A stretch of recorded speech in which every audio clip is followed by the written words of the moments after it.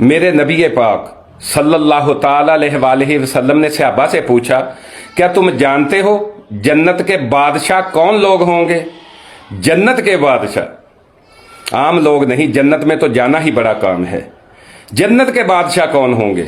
میرے مصطفیٰ کریم صلی اللہ تعالی علیہ وآلہ وسلم کے غلاموں نے عرض کی، یا رسول اللہ صلی اللہ علیہ وآلہ وسلم، ہم نہیں جانتے ہیں کہ جنت کے بادشاہ کون لوگ ہوں گے، جنت میں تو جانا ہی بڑا کام ہے۔